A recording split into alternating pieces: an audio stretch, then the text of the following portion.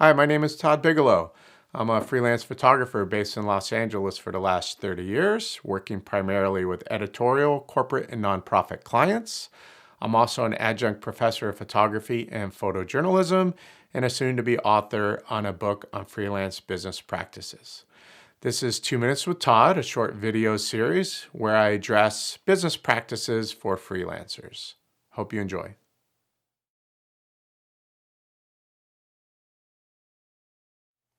So today I want to circle back for a second and talk a little bit more about an archive. Okay, so one of the first videos, if not the first video I did, dealt with an archive. If you want to go back and look at that for a minute, if you're not quite sure, what an archive is, please do so. But for the sake of a discussion, an archive, very basically, is a collection of something. So you can have an archive of many different things, but obviously in our case, we're talking about photographs.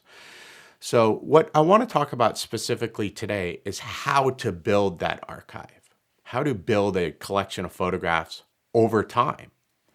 Okay, so there's two basic ways. One is when you're photographing on assignment for clients, you're a freelancer, you get assignments, and you retain the rights to your work, you can ingest those into your own personal archive, and you can send those off to other agency archives. And you can try to develop secondary licensing income, which is very important, as we know, to help offset many of the expenses that us freelancers have. Okay. Key point to that, need to make sure that I, underline an exclamation point is retain the rights to your work, because many assignment contracts that come from, big name clients oftentimes are work for hire contracts, which means you relinquish the rights to your work in its entirety, copyright and all, in which case you would not have the rights to put those images into your own archive. So make sure when you're photographing on assignment and you're retaining the rights to your work, those images should be put through a workflow and put online through your own archive and or an agency archive so that you can build over time a collection of photographs that not only account for your career, but obviously can help draw in some income to fund projects and pay for business expenses and so forth. The second way is to photograph on your own personal time and photograph your family and your friends and your community and your neighborhood and anything that's going on when you go on vacation. This is really key for me.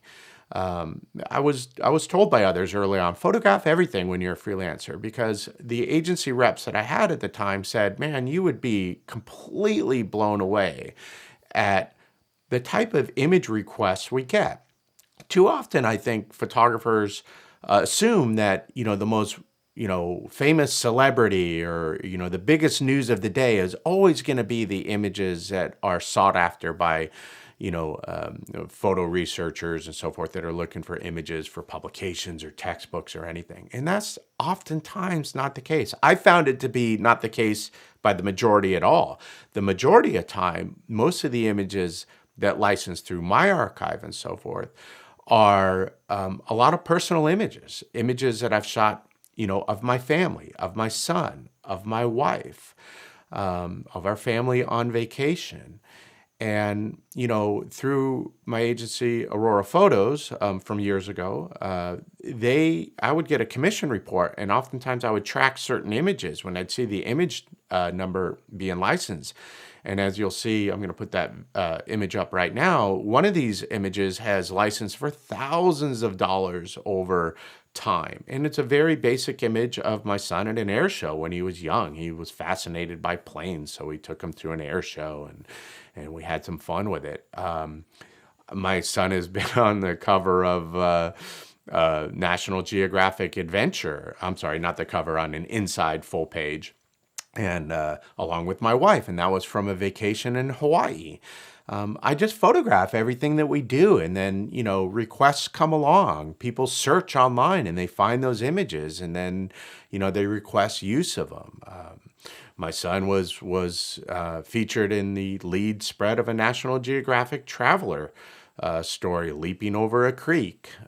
These are images, and I've worked with those magazines on assignment. So, they would send out, requests when they're looking for stock photography, and I would be on their list, and they would ask for family type or, vacation images, which was the situation for Hawaii. And they would ask for anything along those lines. Where have you been on a family vacation? We're doing a story on the 7 best family vacations or something. So you never know. So I photograph everything. My son with skateboards, my neighbors, we go for hikes and we go for walks.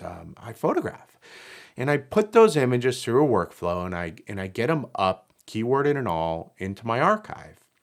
And with an agency, if they're interested, they'll tell me which images they like, and they go up into that archive. One key benefit to that, not only is I'm out shooting. I love to shoot, so I'm out shooting. That's an obvious benefit. But one that is often overlooked is when we go on vacation, and I go and I shoot, and I shoot a lot. And I put them through a workflow, and I copyright protect them with the U.S. Copyright Office, and I upload them to my website, and I send them to an agency. That's work for me. I'm trying to generate licensing income. Because that is work for me, I can legitimately deduct my expenses for the travel or any costs I've incurred to do that shoot. I can deduct those expenses against the royalties that I earn for the year. And that's great. That's reducing my, taxable income, and obviously legitimately. And that's what I want to do. So if I'm earning royalty income, but I'm actually, putting forth, a financial expense towards trying to, make those images, I can deduct those expenses. Now I'm very careful about making sure that it's legitimate, so that, if I do get audited, I have records. I'm only deducting my airfare, deducting, any hotel expenses or travel expenses. Obviously, in a hotel, like 2 people can stay for the same price as one, so I can deduct the hotel when my wife and I are traveling. We did a nice European trip last year, and all those 800, 1,000 images plus, have been put through a workflow and uploaded.